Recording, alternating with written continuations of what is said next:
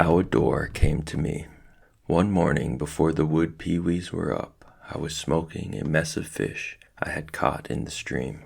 When I caught more than I could eat, I would bone them, put them on a rack of sticks, and slowly smoke them until they dried out. This is the best way to preserve extra food. However, if you try it, remember to use hard wood. Hickory is the best. I tried pine for the first batch and ruined them with black, tarry smoke.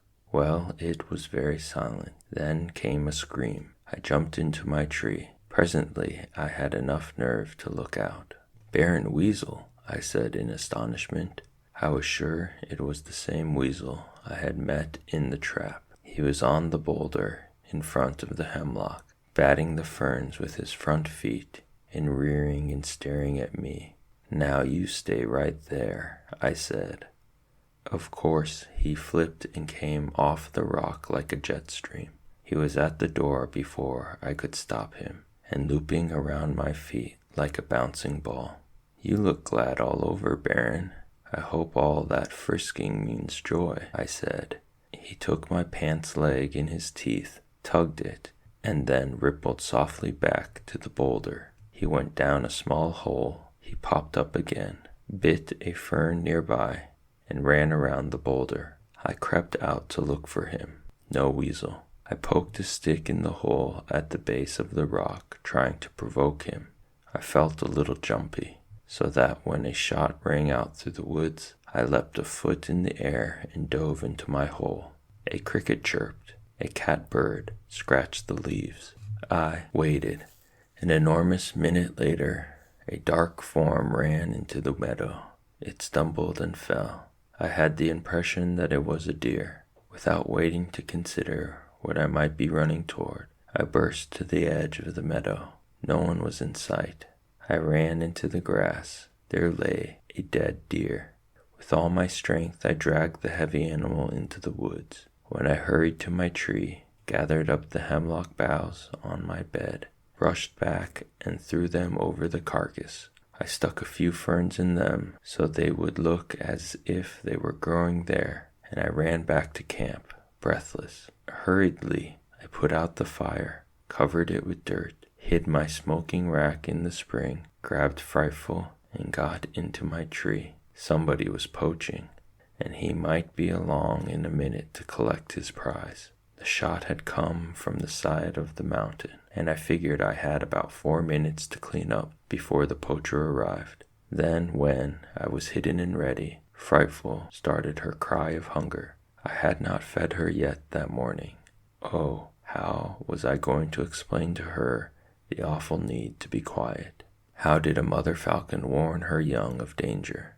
I took her in my hands and stroked her stomach. She fought me. Then she lay still in my hand, her feet up, her eyes bright. She stiffened and drooped. I kept on stroking her. She was hypnotized.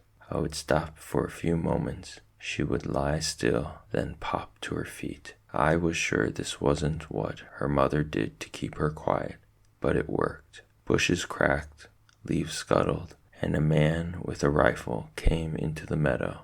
I could just see his head and shoulders. He looked around and banged toward the hemlock forest. I crawled up on my bed and stroked the hungry Frightful. I couldn't see the man from my bed, but I could hear him. I heard him come to the tree. I could see his boots. He stopped by the ashes of the fire and then went on. I could see my heart lift my sweater. I was terrified. I stayed on the bed all morning, telling the fierce little bundle of feathers in my hand that there was deer meat in store for her if she would just wait with me. Way down on the other side of the mountain, I heard another shot.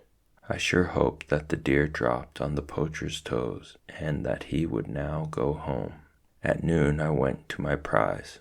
Frightful sat beside me as I skinned and quartered it. She ate deer until she was misshapen.